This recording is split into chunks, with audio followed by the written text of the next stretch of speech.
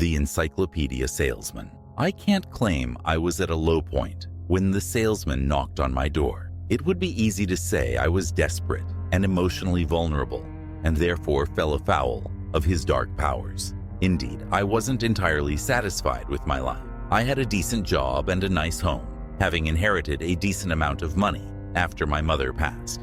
I missed my mom, of course, but I dealt with my grief as best as I could and moved on. And relationships were always a challenge for me. I'd had girlfriends but never married and had no children. I didn't have any close friends, plenty of acquaintances, but no one I could trust with my inner thoughts and dreams. Still, this social isolation never truly bothered me. Since childhood, I've always been an introvert and content to keep my own company. But it was more than that. I always felt that I was different from other people, an entity who lived amongst humanity but wasn't truly with them. I sensed there was something within me that wasn't quite natural. For a long time, I believed this feeling was a form of mental illness or the result of some kind of repressed childhood trauma. There was so much my mother hadn't told me about my background. In the end, it was the salesman who told me the truth about my heritage, for better or for worse. Pandora's box has been opened and my life has changed forever. My story spans many generations and links our mortal world with realms beyond human comprehension. But for me, it all began on one quiet Saturday afternoon when the enigmatic salesman came to my front door. I only vaguely recall what I was doing on that fateful day.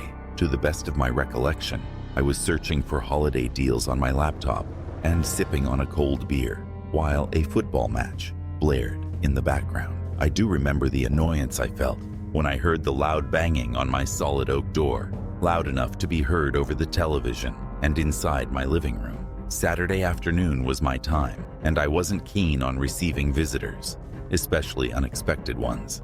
I have a Ring doorbell installed, but the visitor chose not to use it, instead banging on my door with an unnecessary force. I shook my head in irritation as I opened the app on my phone, only to discover that I couldn't access the camera feed.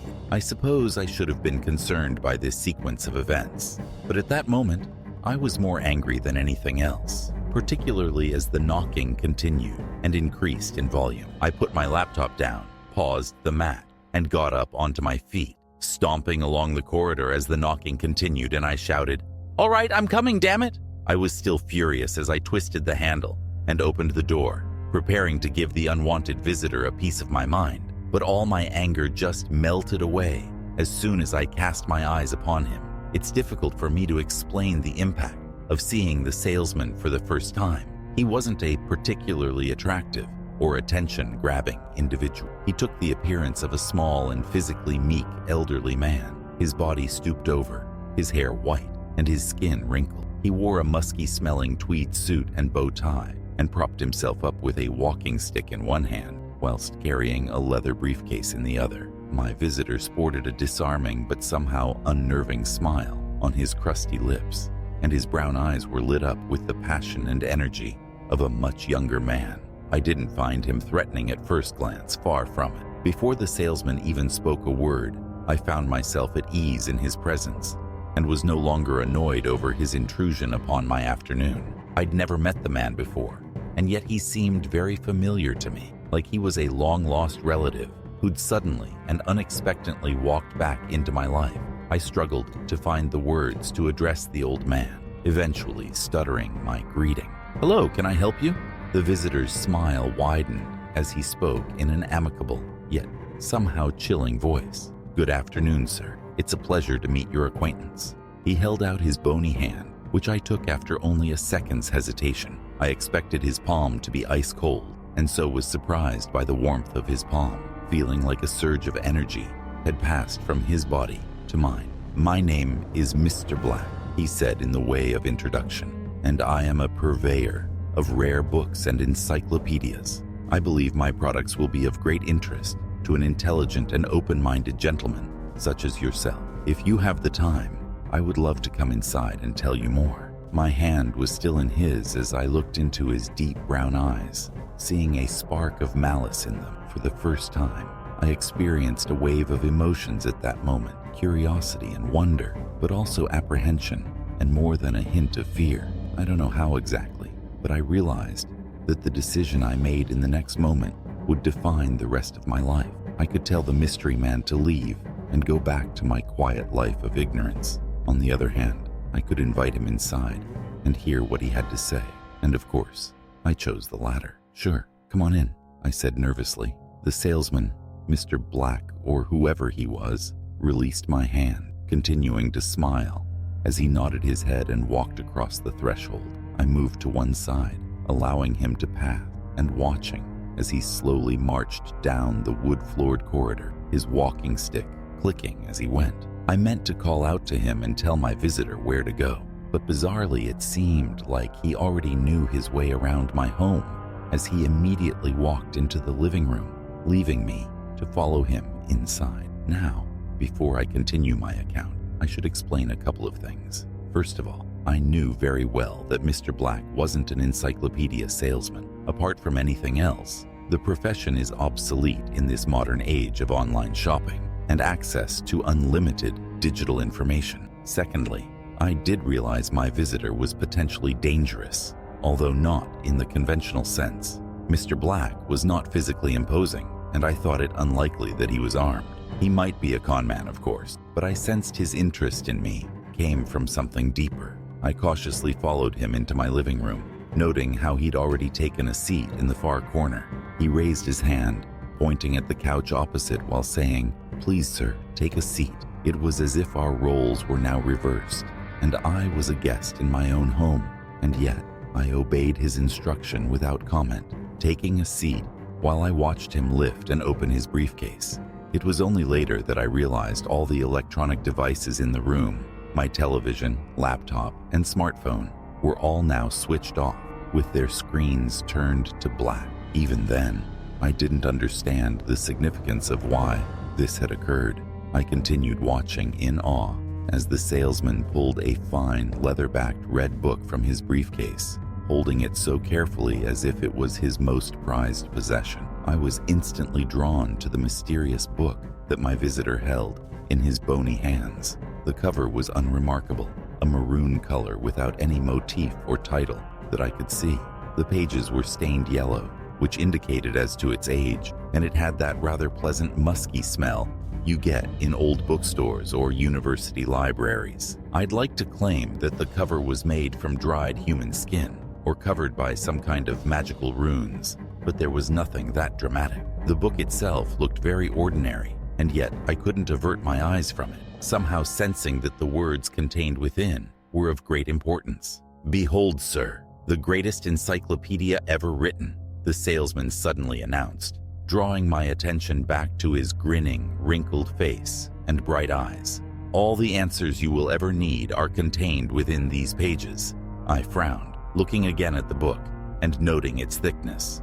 I reckoned it was around 500 to 600 pages in length, which hardly seemed substantial, given the claims the salesman was making. "So, this is what you're selling?"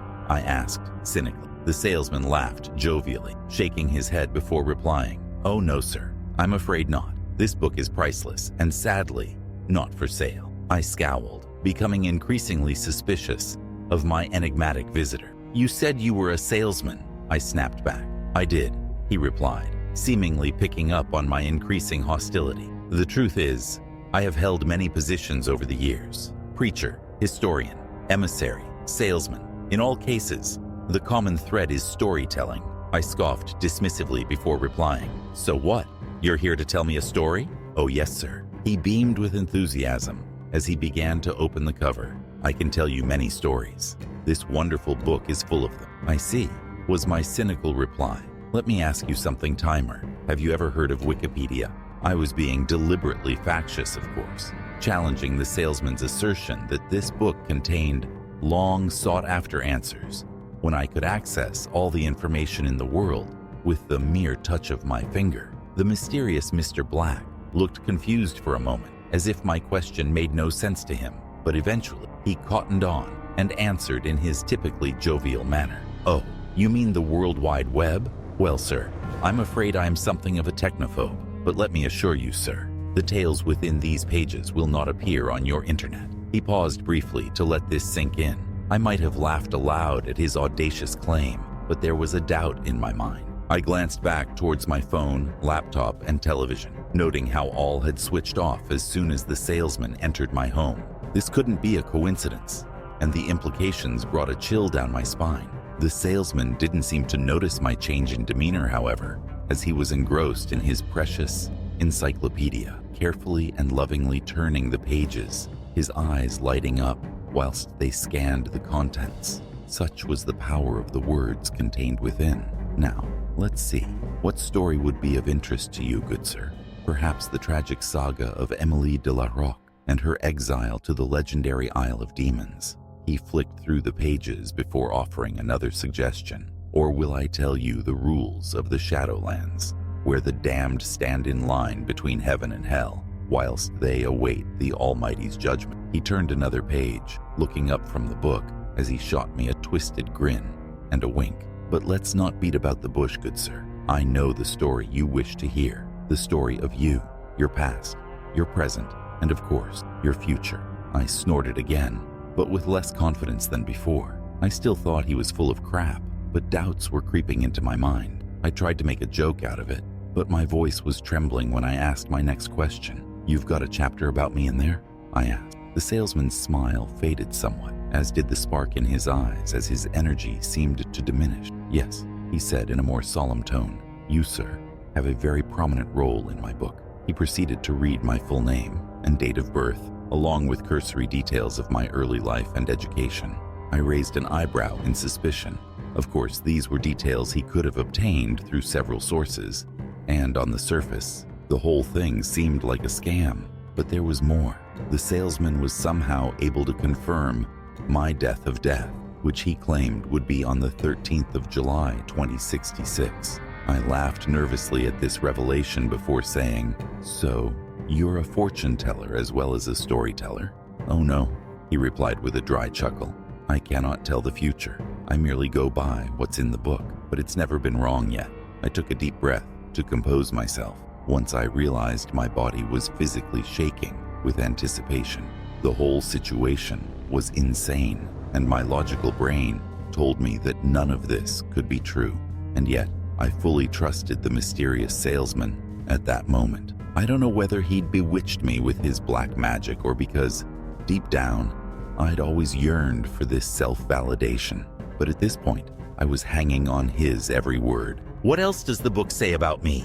I demanded impatiently, but the salesman didn't answer, instead looking up from his sacred text and towards the mantelpiece on the far side of my living room. He slowly lifted his right hand and pointed towards the framed picture which took center place. Your mother? He asked in a sympathetic tone. I looked at the picture, seeing my mum's smiling face and sparkling eyes, and I experienced a twinge of grief as I remembered how much I missed her. Yes, I replied with a lump in my throat. I wondered why my visitor had changed the subject and felt frustrated at his lack of answers. She never told you about your father, did she? I paused momentarily, confused by the question, but also feeling like he'd hit a raw nerve. She did. I answered defensively. My father died shortly before I was born. The salesman shot me a sympathetic half smile. That's not true though, is it? You've always known this deep down, but you couldn't bring yourself to confront your mother, not even when she lay on her deathbed. I swallowed deeply, trying to control the flood of emotions I was experiencing. I believe the salesman allowed me a moment to process these feelings before he continued to talk. You wish to know your future, but before you do, you must understand where you come from. I thought over his cryptic words for only a moment before snapping impatiently. Tell me everything. His reaction surprised me as the salesman frowned, his smile disappearing as his expression darkened. I think not, sir. I came here with honest intentions, but now I see you are not ready for the truth. My jaw dropped in astonishment. I couldn't believe what I was hearing and stated as much angrily. No, you can't leave me hanging like this. I must know. I will leave you with 2 names. The salesman replied cryptically, Charles Robinson and Fatima Abraham. Who the hell are they? I shot back in anger and confusion. You have the names, was his answer. Seek them out and hear their stories, piece by piece. The truth shall be revealed to you. But for now, sir, I will wish you a good day and good luck." With that, the salesman carefully stood up from his seat and slowly walked towards the door. I was baffled, not believing that our bizarre encounter could end like this. I had a rush of blood to my head, deciding that I could not let him leave without first obtaining the answers I needed so badly. In an instant, I jumped up from the couch, reaching for the elderly salesman and grabbing him firmly by the arm. "No more bullshit, old-timer!" I cried out furiously. "You're not leaving. I want to read what's inside that damned book." I didn't expect much resistance from the elderly man, and so was astonished when he reacted violently, exerting a near superhuman strength as he pulled free from my grasp and physically shoved me to the floor. I looked up fearfully, seeing the salesman transformed into something monstrous, his eyes black and his mouth opening to reveal a gaping dark hole. He hissed at me like a cat, and when he spoke, his words were deep and almost inhuman. "Damn it, sir," he cried in fury. "Do not test me. Lay your hands on me again, and you will live to regret it." I froze in terror, averting my eyes from his hideous second face. I didn't need to be told twice, remaining on the floor as the salesman left the room, his briefcase and walking stick in hand, as he slowly walked down the corridor. I heard the door slam shut, and my heart sank because I knew that this bizarre encounter had changed my life forever. You won't be surprised to learn that I was grasped by a frantic obsession following the salesman's visit. I tried to track him down, searching and contacting every bookstore and sales company in a 100-mile radius, all to no avail. I could not find the mysterious Mr. Black or his unidentified encyclopedia, no matter how hard I tried. And so, all I had to work with was the two names he'd provided me. It's no exaggeration to say that I spent months attempting to track down Charles Robinson and Fatima Abraham.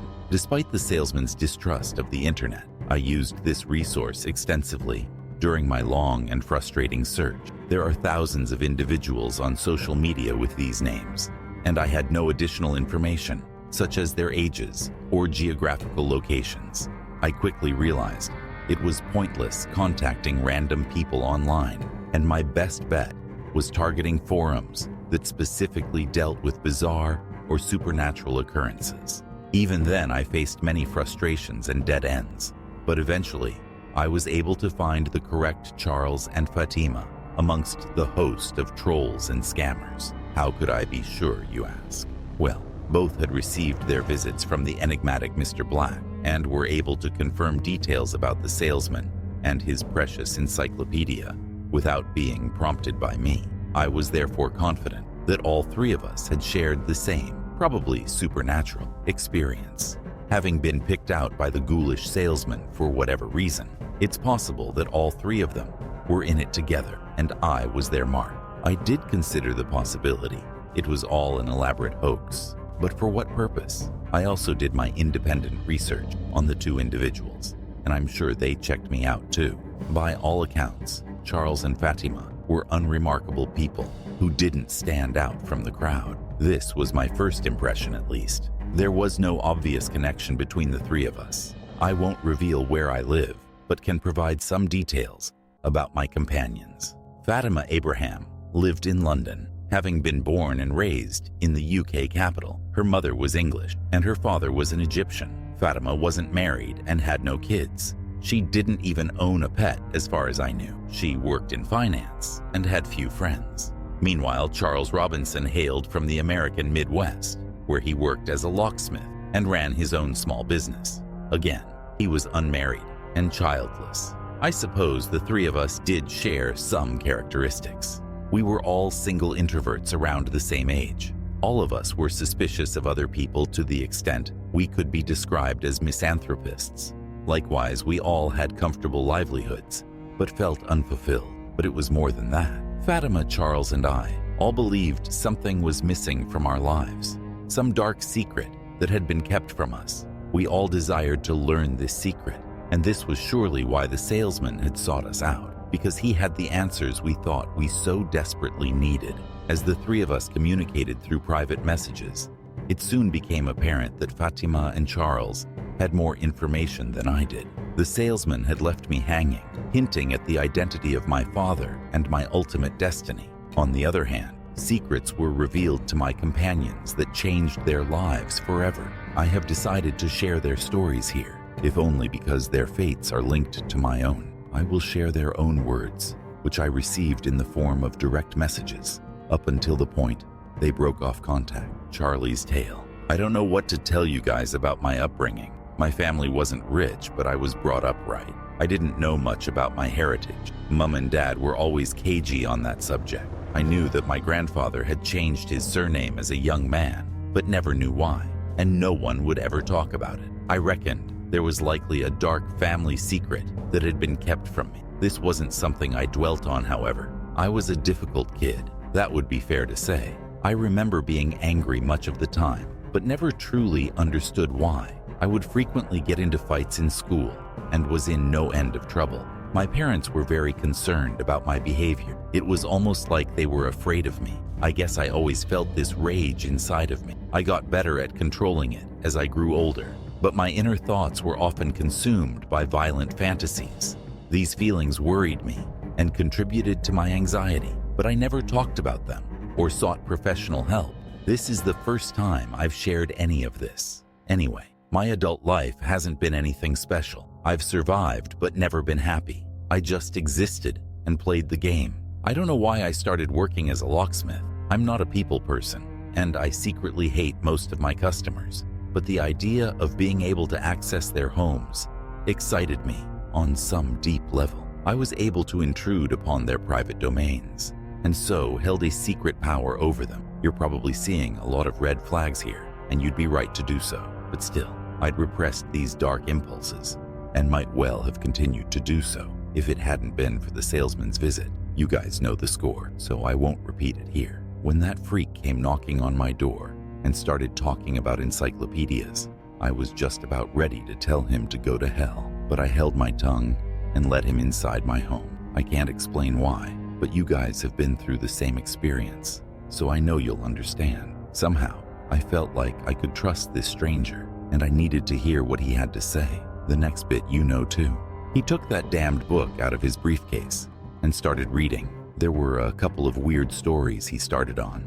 I remember some talk of a hidden museum of the future apocalypse and a phantom bus full of ghosts and ghouls. I don't recall all the details, but these stories scared the shit out of me.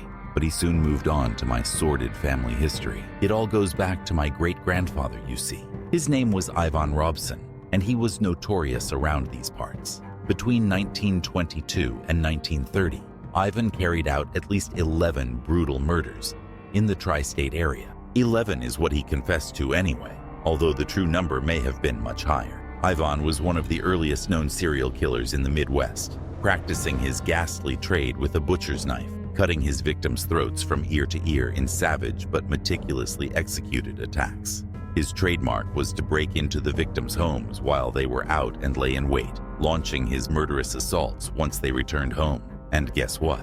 Ivan trained as a locksmith, just like I did. This was how he gained access to the victims' homes, and he used his profession as a cover for traveling from town to town, scoping out his targets while he planned his murders. It's difficult for me to describe my emotions as I listened to these revelations. Shock, of course, and more than a little fear. But the most extraordinary part was how the salesman told the story. He wasn't just reading the words from the book. Well, he was, but it was more than that.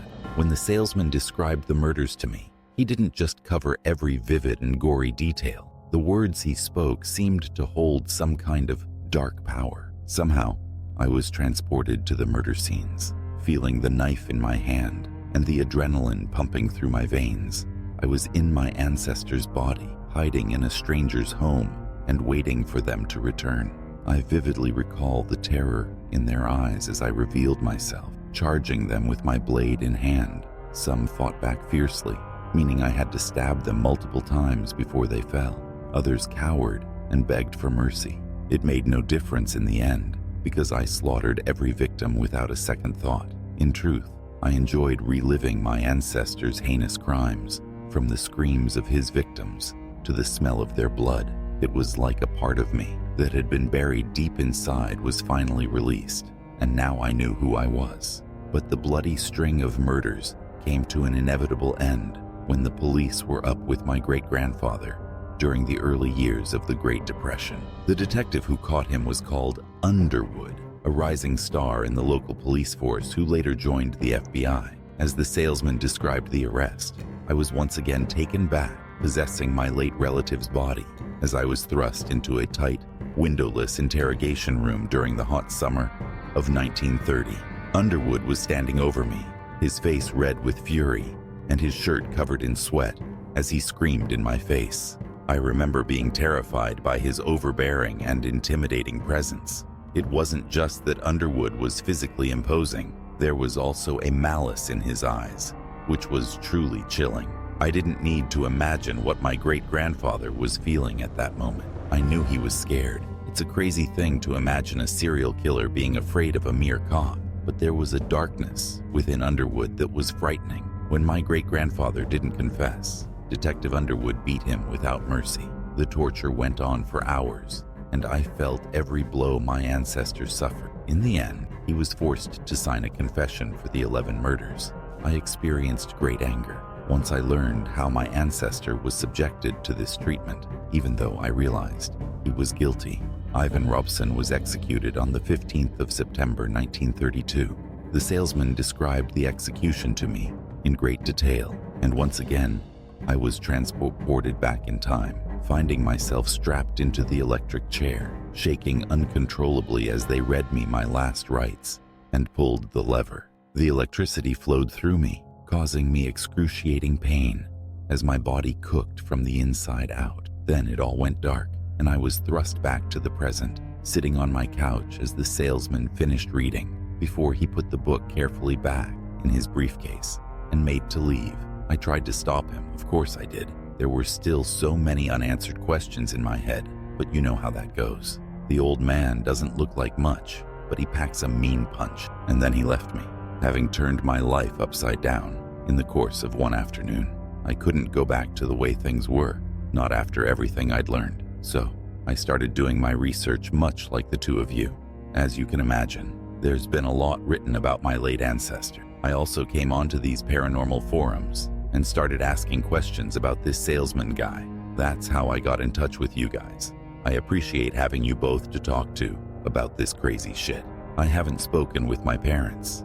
Frankly, I feel betrayed by them both because they hid the truth from me for so long. It's difficult for me to describe my emotions at this time, but what I feel more than anything else is rage. That anger and lust for violence are no longer buried deep in my psyche.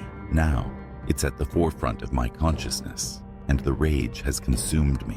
My greatest desire is to seek vengeance on behalf of my ancestor, Ivan, and I believe I have to continue his legacy. The focus of my hatred has a name, and it's Underwood. The cop who caught my great-grandfather is long dead, of course, but his descendants still live in this area. His great-grandson is an attorney right here in my hometown. I knew where he lived, and I could get inside. The fire burning within me cannot be diminished. I will have my revenge. As you can imagine, both Fatima and I were left shocked and deeply disturbed by Charlie's final sign-off. If we took his words at face value, we'd have to assume that Charlie would murder soon. So, what did we do with this information? I suppose the correct course of action would have been to contact the police, and yet we didn't do so. When we discussed his posts, we decided the murder threat was likely a hoax, or that he wouldn't go through with it. Deep down, though, I think we both knew this was a lie. I can't speak for Fatima, but I didn't report the murder plot because I wanted to see what would happen. I never did hear from Charlie again, but I was able to piece together the rest of the story through court documents and news reports. On the 23rd of March of this year, a 32-year-old locksmith named Charles Robinson illegally gained access to a private residence in Kansas City. In his subsequent confession to detectives, Mr. Robinson admitted to breaking into the home to ambush and murder the owner, the well-known defense attorney, Caleb Underwood. The accused believed the home would be empty at the time, but was confronted by Mr. Underwood's maid, 25-year-old Isabella Rodriguez. A struggle ensued which ended in a brutal murder, as Robinson stabbed his victim 13 times in a frenzied attack, killing her in the master bedroom. The accused expressed remorse over the murder of Miss Rodriguez but decided to follow through on his original plan, moving the maid's corpse to the bathroom before waiting for his target to come home. Detectives investigating the case have praised the bravery of Mr. Underwood, who was able to overpower, disarm, and subdue the suspect until the police arrived. Mr. Robinson has been charged with murder and attempted murder and has been denied bail. It is noted that he is a distant relative of Ivan Robson, the infamous serial killer who committed 11 murders across 3 states during the 1920s and was executed by the electric chair in 1932. This was the news report from the time, and I don't mind telling you that the account shocked me to my very core. Charlie had played out his violent fantasies and carried on his great-grandfather's bloody legacy, but he'd badly botched his murder plot, slaughtering an innocent woman before getting himself caught. Charlie might well have been executed like his ancestor, but he never made it to trial. The last report I read confirmed that Charles Robinson was found dead in his jail cell on the morning of April 14. The authorities claimed he'd taken his own life, but I'm not so sure. In any event, one of my contacts was dead, and I still didn't have the answers I needed. I suppose I should have felt disgusted over the whole affair, but in truth, I was frustrated to have hit another brick wall. Now, my only hope was for Fatima, and she was able to bring another piece to the puzzle. So, let me tell you this young woman's story in her own words. Fatima's tale. There's not much to say about me. Sure, I could recount my childhood in minute detail, but what would be the point of that? I will say that my parents divorced when I was still young. During my adolescence, I turned my back on my father's faith. We fell out over this disagreement and haven't spoken in years. The truth is, I never had much time for religion. During my student days, I was a committed atheist, filled with youthful arrogance and anger against the establishment. In later life, I became much more conformist, although I never considered myself a spiritual person. I suppose I had a decent relationship with my mom. We saw each other regularly, and I continued to visit my mother until her sudden passing from a stroke. I grieved the loss, but in all honesty, we were never that close. I had one serious boyfriend after university. We lived together for about 5 years, but gradually grew apart. I remember the day he broke up with me, saying that I'd become cold and distant. I didn't argue and let him go. A big part of me was relieved. I used to be bothered by things like this. It concerned me that I couldn't maintain a relationship and had no close friends. I reckoned there must be something wrong with me, and did seek professional help in my late 20s. But multiple psychiatrists couldn't provide the answers I needed. In the absence of meaningful human interaction, I threw myself into my career. I was always good with numbers, and so pursued this line of work, taking a job as a financial analyst after college and working my way up the corporate ladder. I worked long hours and made good money. By any measure, my career has been a great success. But guess what, guy? I was still not satisfied. You both know the feeling all too well, to feel like a stranger in your own life, a zombie merely going through the motions and pretending to be a human being. And then, the salesman came to my door. My introductions to this mysterious stranger were much the same as yours. I was highly suspicious, but I let him into my home. I guess I was still apprehensive up to the point he took the book out of his briefcase and started to read. From that point onwards, I was transfixed and hanging on his every word. He told me several tales of the unexplained and paranormal, speaking of a red phone box that can communicate with the afterlife, a cursed model village that consumed its creator, and a parallel universe that has become the resting place for countless lost ships and planes.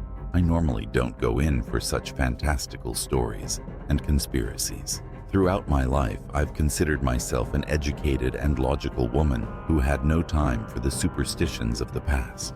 And yet, the salesman's powerful words struck a chord with me, and I felt like he'd reached something deep inside of me, awakening emotions I'd long since buried. And this was before he revealed my true identity.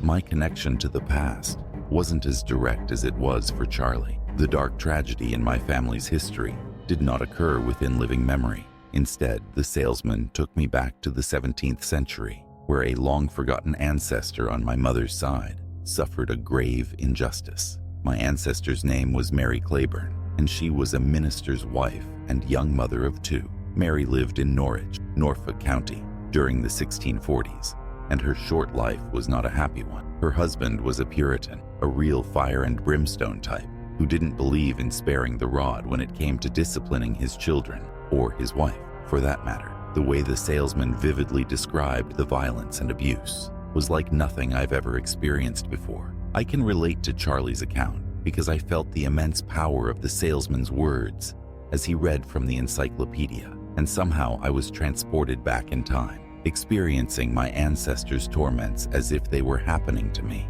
I'll never forget the terror of being in that isolated rural cottage, facing the cold nights under candlelight as I fought to protect the young children, son and daughter, from the uncontrollable rage of the minister. It was particularly chilling to realize there was nobody I could call, no one I could turn to for help. I was on my own against this monster. But my ancestor Mary was not entirely helpless. She had powers, you see, the type of powers I would have previously dismissed as nonsense. But now I know that magic is very real. Mary was able to do extraordinary things, communicate with animals, read people's thoughts, and make objects move without touching them. She used her powers in small ways, but was careful to hide her actions from her husband and the wider community, knowing all too well the serious consequences if she was caught. But the minister knew something was amiss, and this only added to his fury. One night, he came home in a blind rage, ranting about the devil's influence and the unholy corruption of his family. He charged up the stairs, his face red, as he grasped hold of his wooden cane. Mary confronted her husband at the top of the staircase but was violently shoved out of the way. As her husband made for the children's bedroom, I was in my ancestor's body at that moment, experiencing her acute pain, fear, and anger. I channeled those emotions, using my powers in an act of violent retribution. Without moving from the floor, I unleashed a surge of energy, a righteous invisible force that threw the minister back down the stairs. This was Mary's action, but we were as one in that moment. I was in control, and I felt such power. I enjoyed seeing the shock and terror in the minister's eyes as he tumbled down the stairs, savoring every crack and cry of pain before he hit the bottom, his neck breaking as he collided with the hard floor. I looked down at his dead eyes and felt no remorse, only a grim satisfaction that the monster's life had ended. But then I turned my head and saw Mary's young children standing in the doorway, their teary, shock-filled eyes looking upon the violent scene in disbelief. The salesman dispassionately continued his reading and confirmed Mary Claiborne's fate. On the 12th of September 1645, my ancestor was sentenced to death in Norwich Crown Court after being convicted of murder and witchcraft. She was to be burnt at the stake. Given what I now knew about Mary's life and all she'd suffered, I was naturally outraged at the sentence passed down against her. But there was more. Through the salesman's words, I was once again transported back in time to the day of the trial. There I was, in Mary's body, terrified as a baying mob called out for my blood. The magistrate restored some degree of order by loudly banging his gavel, but he soon launched into a furious tirade in which he described Mary as a whore and witch in the service of Satan before he gleefully sentenced her to burn. I remember the pure hatred and malice in the magistrate's dark eyes as he looked upon me with utter contempt. His hateful glare chilled me to my bones and made me question who was really in league with the devil. But the final memory was, of course, the worst, as I was pulled back to the night of Mary's execution. Once again, I possessed my ancestor's physical form as I was tightly tied to the post with a pile of firewood below me. My whole body shook as I fought against my binds and cried out for mercy, but I would get none from the hateful mob of Puritans assembled before the pyre, their eyes full of self-righteous anger as they wielded pitchforks and torches and called me every vile name under the sun. A minister spoke some words before the horror began. I can't recall the exact text, but believe he finished with the phrase, "May God have mercy on your soul," or words to that effect. And then 3 men stepped forward and set the pyre alight. I cried out, louder this time, my body sweating and eyes bulging as I watched the flames quickly spread. I felt the heat of the fire, starting with a burning of my toes and feet, but soon growing more intense as the flames shot up the stake and engulfed me. melting my skin and flesh in a horrifying inferno. I know that this atrocity happened to my ancestor and not me, but in that memory, I could feel her agony, and it was the most intense pain I've ever suffered. And before I blacked out, I saw the magistrate in the crowd, watching Mary's fiery death. A twisted smile etched across his face as he took a perverse pleasure from her suffering. This was when the salesman brought me back to the present day, and, as you probably guessed, he left my home without elaborating on why he'd told me this gruesome and tragic tale. But there was one more detail he revealed before leaving me. I thought it was irrelevant at the time, and its significance only became apparent after I heard Charlie's story. Because you see, the magistrate who sentenced Mary Claiborne was called Underwood. As you can imagine, this revelation has caused me many sleepless nights. I'll confess to having a similar experience to Charlie as I became obsessed with the words and visions the salesman had shared with me, to the point where every other part of my life was neglected. I took a leave of absence from my job and spent every waking hour pursuing the mystery. I can find no direct connection between Caleb Underwood in Kansas City and the Norfolk magistrate who burnt my ancestor at the stake. I have been able to trace the lineage of Magistrate Underwood, however. His aristocratic family is a prominent one in English society, and one of his descendants is now a UK government minister. I know this sounds crazy, particularly after what happened to Charlie, but I too have become obsessed with the desire for revenge against Underwood. I've tried to tell myself that it's madness, and I need to let it go, but I can't do this. I also realize the risks are great, but I am not powerless. I see now that my ancestor's blood runs through my veins, and I have inherited her great power. I've been practicing over the last number of weeks and have honed my natural-born skills, learning the ways of my ancestors as I plot my revenge. I can do this. I need to do this for Mary. That was the last communication I received from Fatima, and sadly, you can probably guess what happened next. I didn't need to go searching for news this time, because the story received international coverage. On the 15th of May, UK Education Minister Thomas Underwood was attacked and seriously wounded during a public appearance outside a secondary school in South London. The assailant has been identified as 31-year-old Fatima Abraham, a finance worker from the city with no previous criminal convictions. Witnesses say Ms. Abraham approached the minister as he was greeting the press and members of the public. She was somehow able to slip past Underwood's security team and stab him with a knife concealed under her sleeve. Mr. Underwood was wounded, but not incapacitated, managing to fight off his attacker and throw her down to the pavement. Ms. Abraham then picked up her weapon and launched a second attack. Despite warnings from police officers on the scene, she was subsequently shot by a plainclothes detective. Officers attempted to perform CPR on the assailant, but she died at the scene. Meanwhile, Mr. Underwood was rushed to the hospital where doctors performed surgery on a deep stab wound in his right shoulder. A government spokesman has since confirmed that the minister's injuries are not life-threatening, and he is expected to make a full recovery. The Metropolitan Police have stated that Ms. Abraham has no history of violence and no known links to any extremist or terrorist groups. Investigating officers are currently looking for a motive. I deleted all my messages from Fatima after reading about her botched attack. By this point, I was in a state of disbelief. The salesman had provided me with 2 names, and now they were both dead, both having attempted to murder men called Underwood. The name did resonate with me, but as hard as I racked my brains, I couldn't remember where or when I'd first heard it. I threw myself into frantic research and did find many important public and private individuals called Underwood, men and women, in politics, the media, finance, and so forth. These Underwoods were seemingly unconnected and spread throughout the English-speaking world, and there were many other variations of that surname in various languages. Still, there was no common thread that I could identify. It's no exaggeration to say I was driven to the edge of insanity by this seemingly unsolvable mystery. I could not sleep at night because every time I closed my eyes, I saw the salesman's grinning face, Charlie hanging in his jail cell, and Fatima bleeding to death on the street. I just couldn't understand why this was all happening and what the hell it had to do with me. It was during one of those sleepless nights when the salesman returned I was lying fully clothed on my bed, staring up at the dark ceiling, exhausted but unable to sleep. The clock had just turned to 3 a.m., and that's when I heard a familiar, loud knocking on my front door. I instantly shot up from my mattress, all my senses heightened as a surge of adrenaline shot through my veins.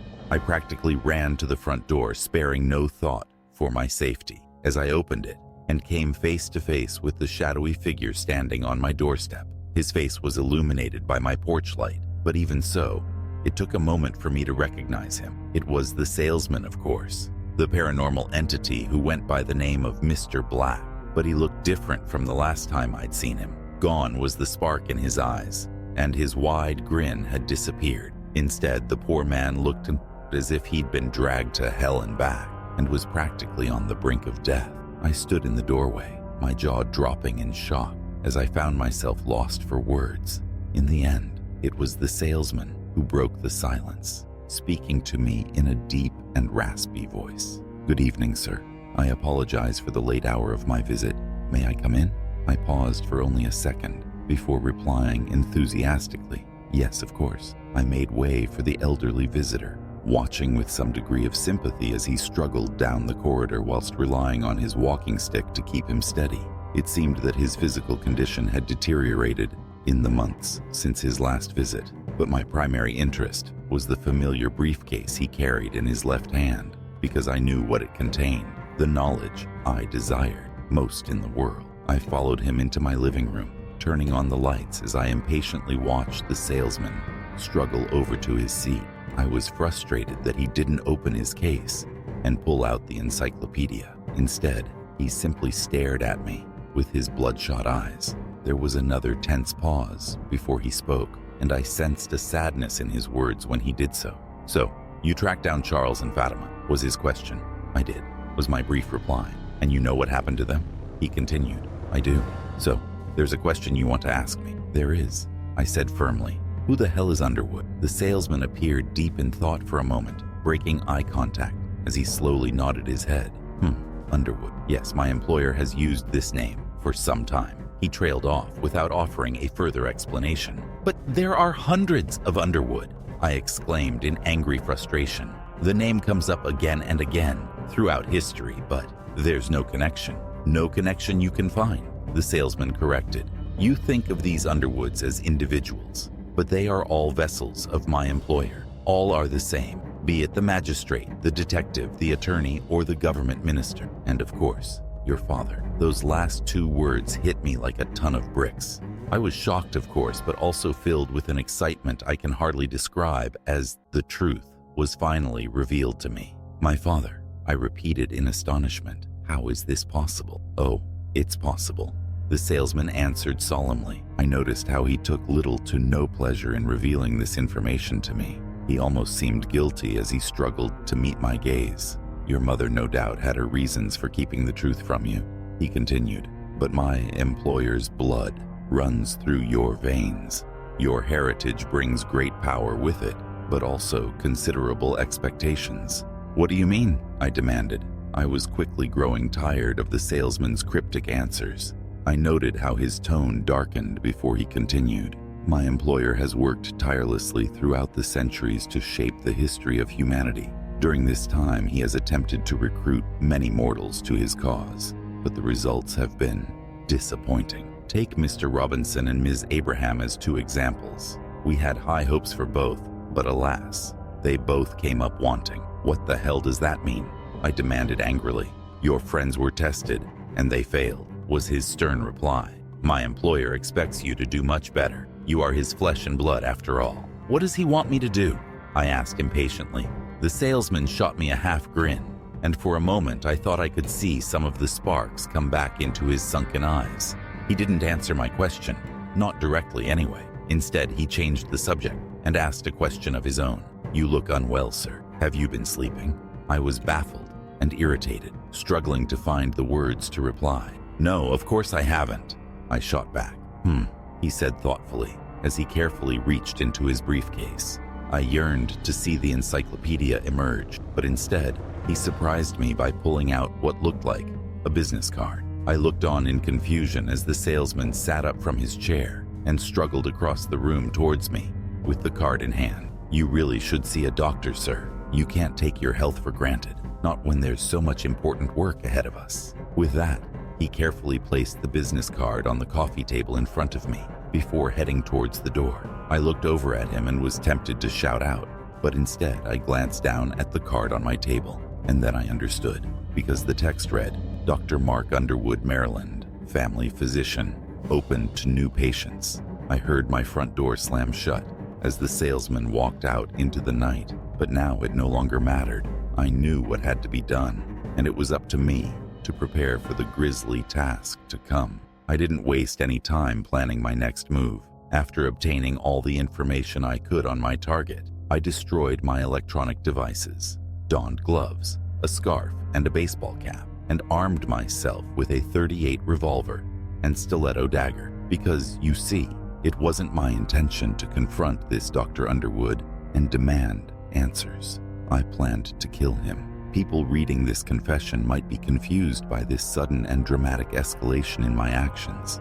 After all, I am a man with no previous criminal history or inclination toward violence. I had no reason to hate Dr. Mark Underwood or wish him harm. The salesman had informed me that a man called Underwood was my father, and I believed him. But this Dr. Underwood was the same age as me, and so couldn't possibly be my parent. None of that mattered, however. It seemed that all of these Underwoods were the same vessels for a greater unseen power. All of the pieces were in front of me now, and I finally understood what was required of me. Charlie and Fatima had both failed in their missions. They'd both come from a place of anger, seeking vengeance against those who'd wronged their ancestors. But I was going into this with a clear head, and I felt no moral qualms about ending the vessel's existence. I would kill him and fulfill my destiny. I arrived at the address on the card, which was located off a busy commercial street, and I slowly walked along the pavement with my head down and the cap covering my face as I tried to avoid attention and conceal my identity from any CCTV cameras. My weapons were hidden in my jacket pockets. The gun was my primary, and the dagger my backup, but I wouldn't draw my revolver until the last possible moment. I arrived at the front entrance of the surgery, pausing as I read the motif name printed on the glass door and confirmed I had the right address. I'd purposefully arrived at lunchtime when the surgery would be closed and near empty. I, therefore, expected the door to be locked, and so was surprised to find it left open. It all seemed a little too easy, and I'll admit to feeling a pang of apprehension at that moment, but this soon passed. As I carefully pushed open the door with my gloved hand, I entered the reception area and found it abandoned. Even the front desk was unattended, as presumably the receptionist was out for lunch. So far so good, I thought. Next, I walked behind the reception and soon found Dr. Underwood's surgery, discovering the door wide open. I hesitated for a time as I cast my eyes upon my target, watching him as he typed on his keyboard and remained engrossed in his work. Underwood was a handsome man, neat and well turned out, but surprisingly unremarkable. There was nothing to mark him out as a paranormal entity, or indeed anything other than a dedicated family physician. I had serious doubts at that late moment, fearing I'd made a terrible mistake, and I stood frozen with indecision in the doorway, my hand on the butt of my gun, as I desperately tried to decide what to do next. It didn't take long for the doctor to notice me. He must have sensed my presence, or spotted the shadow I cast, because he called out to me without looking up from his computer screen. "I'm afraid the surgery is closed. Please come back later." I didn't answer, instead slowly removing the gun from my jacket pocket. He tutted in annoyance, turning his head away from his monitor. But once he saw me, Dr. Underwood's eyes lit up with recognition, even though I'd never met him before. "Ah, it's you," he exclaimed amicably. "I was wondering when you'd turn up." He frowned when he saw the gun in my now shaking hand. "So that's how you plan to do it?" he asked, more with curiosity than concern. "Well, sir, let's get on with it then." With that, he surprised me by leaping up from his chair and physically jumping on top of his desk. He crouched on all fours, his eyes filled with a predatory zeal as he hissed like an angry cat and showed me his concerningly sharp teeth. I was frozen in shock, reacting too slowly as I raised my gun and aimed. A split second later, the doctor-turned monster launched himself off the desk and leaped towards me with his eyes wide and fangs exposed. I screamed in terror, firing a single shot that missed the target. Underwood hit me like a freight train a second later, pushing me out of the room and pinning my body to the carpet while the gun was simultaneously knocked out of my hand. He was on top of me now, saliva dripping from his fang-filled maw as he held me down firmly. "Come on, my boy," he snarled in cruel mockery. "Is that all you can muster?" With that, he wrapped his hands around my throat and started to squeeze. I couldn't breathe as he slowly strangled me, and I gasped for air as my eyes bulged. I must have been close to blacking out, but I was determined not to die like this. Digging deep into my reserves, I reached into my pocket and withdrew the dagger, thrusting it deep into my attacker's thigh. He cried out in pain and loosened his grip upon my throat. This gave me an opportunity, and I kicked out with all my strength, forcing Underwood off me. He staggered as blood poured from the wound in his leg, but Underwood was far from beaten.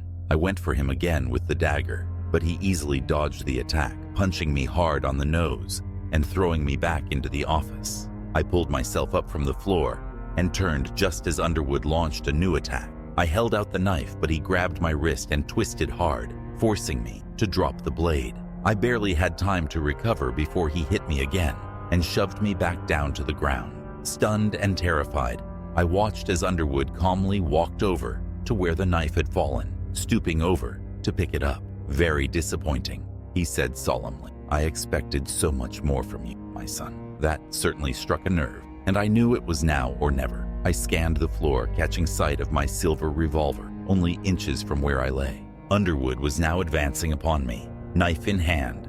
As he prepared to finish the job, I darted across the floor, grabbing hold of the gun and rolling over before I lifted the weapon and aimed. Underwood was right on top of me, but this time I had the drop on him.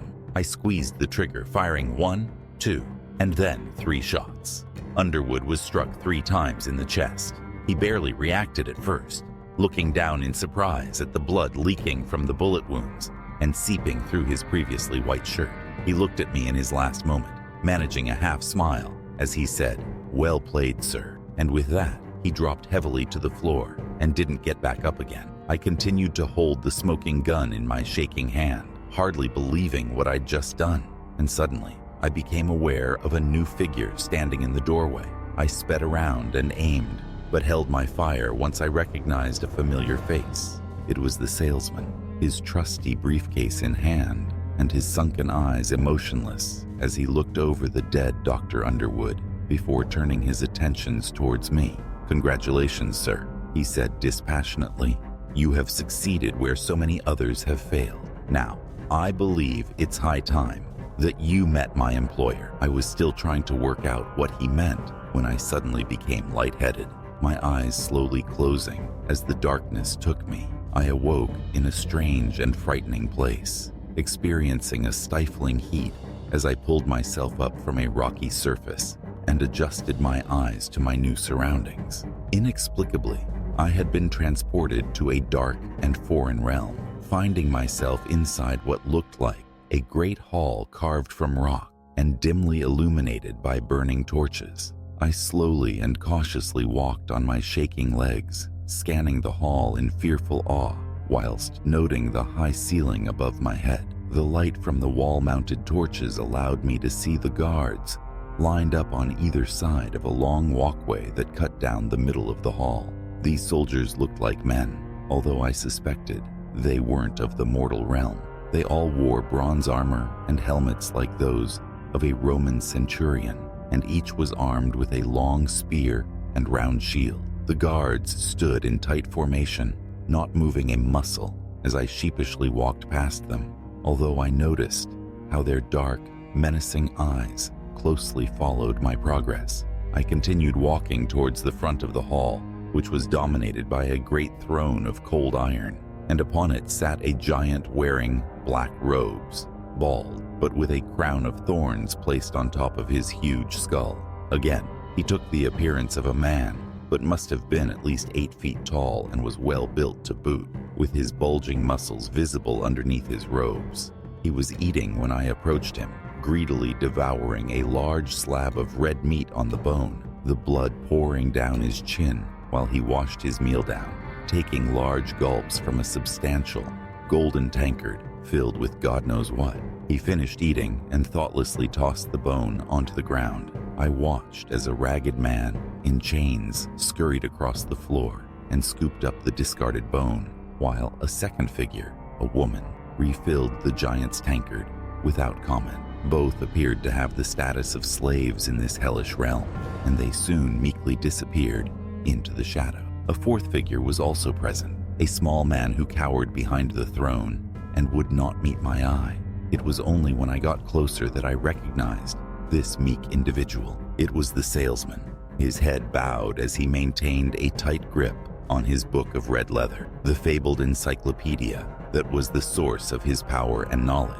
But the salesman was submissive to the giant sitting upon the throne, and so I focused my attention upon him. The giant saw me approach, his cold eyes of icy blue lighting up in anticipation as he formed his still bloody lips into a crude smile.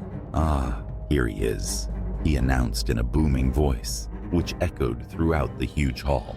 "Here is the man of the hour, my flesh and blood come to claim his rightful place by my side." I stood at the foot of the mighty throne, looking up in awe as I struggled to find the words to respond. "Who or what are you?" I spluttered nervously. The giant bellowed laughter before answering. "Come now, you are an intelligent young man, and so can surely guess my identity. In truth, I go by many names, both in this realm and the world above. I am king here, but you may call me Father." That last word hung in the air, and the chilling implications made me feel sick to the stomach. What in hell had I gotten myself into? Was this the destiny I had sought for so long? "What do you want from me?" I eventually asked. The demon's sadistic grin widened before he replied. "I want you to be the man you were born to be. You have passed your first test, but there is still much work to be done. Bring me the book." He clicked his fingers, and the salesman sheepishly walked up to the throne, reluctantly handing over his precious encyclopedia, which his master snatched up in his huge hand. He aggressively flicked through the pages while his servant slinked back into the shadows, and then the demon who claimed to be my father started to read, and his spoken words transported me to another place and time as I witnessed visions of my future. Firstly, I found myself standing on a podium decorated with banners and flags, giving a victory speech to a fanatical crowd of cheering supporters, my supporters, a cult dedicated to serving me. Next came a vast military procession down a wide city street, which I observed from a balcony high above. Thousands of black-clad troops marched in tight formation, saluting toward me as they goose-stepped upon the asphalt. They were soon followed by tanks and other military hardware, while a squadron of fighter jets flew above our heads. Then came a vision of a prison camp surrounded by barbed wire fences and guard tower. Inside the cordon were thousands of emaciated, beaten-down prisoners, their eyes filled with fear and hunger as they pleaded for mercy they would surely not receive. It's fair to say that I was extremely disturbed by the images filling my head, but it only got worse, as the demon's chilling words brought me to some very dark places. I saw a city engulfed by flames, a mushroom cloud towering above the ruins, as millions were surely killed in a nuclear inferno. More horrific images of war and suffering followed, and I realized that I was responsible for this future apocalypse. Eventually, I abandoned the devastated Earth, looking down upon the planet's ravaged surface from orbit as I was blasted into the stratosphere. And finally, I stood within a vast, domed biosphere, looking out upon a red, lifeless desert. Those living beside me were my most fanatical and loyal supporters. These folk were dedicated to me and my vision, and were here to help me build a new world, while billions were left behind to suffer and die on our doomed home planet. With that, I was returned to the hellish throne room, my body shaking as I looked into the ruthless blue eyes of my demonic so-called father. I was revolted and felt a fiery defiance deep in my belly, finding the courage to stand up to the monster that sat before me. "This is horrifying," I exclaimed emotionally. The demon merely shrugged his shoulders before responding. That depends on your perspective. I consider this as the necessary march of history. It's monstrous, and I will not be part of it, I cried. I instantly regretted my outburst as I expected the demon to react with fury, but instead he retained his cool composure, his horrific grin barely faltering as he spoke his words through clenched teeth. Oh, I think you will, my child. You forget that my blood runs through your veins. And in truth, I know you better than you know yourself. I know the darkness that dwells deep inside of you, the savagery, cruelty, and lust for absolute power just waiting to break out. He paused briefly to let that ominous sentence sink in. And there's another reason. The events you've witnessed, the words in this book, and the events of the war to come. This will happen with or without you, and you don't want to disappoint me, my son. Failure comes with a heavy price. He clicked his fingers, and two figures emerged from the shadows behind him. It was the two slaves who had served his food and drink, and the man and the woman. I had barely looked at them before, but now I saw their terrified faces and their mad, bloodshot eyes. There was a sudden spark of recognition in my exhausted brain as I thought back to the photographs on the social media accounts and news reports. The chained slaves were Fatima Abraham and Charles Robinson. They had both failed the Demon King and were now condemned to serve him for all eternity, trapped at the whim of his cruel sadism in this hellish realm.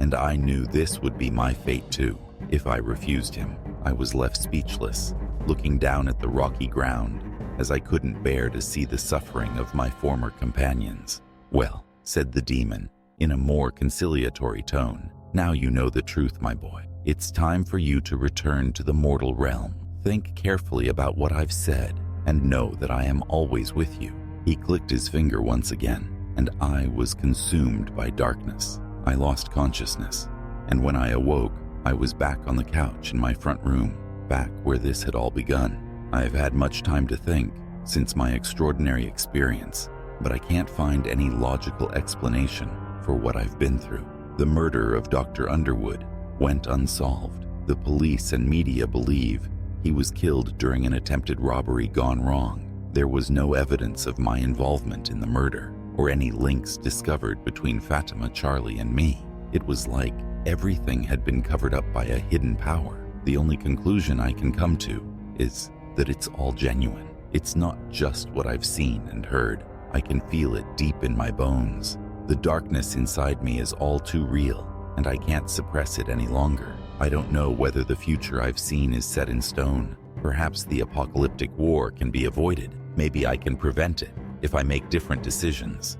Alternatively, the world could well be doomed, and the best I can do is to save a select few who can start again. One thing's for certain, however. I have been chosen for this great task, and I've proven my worth in my Father's eyes. The future is mine to shape, and I will not fall short. I'll never tell you my name, but you will come to know me very well in the coming years. Now, if you'll excuse me, I have an election to campaign for.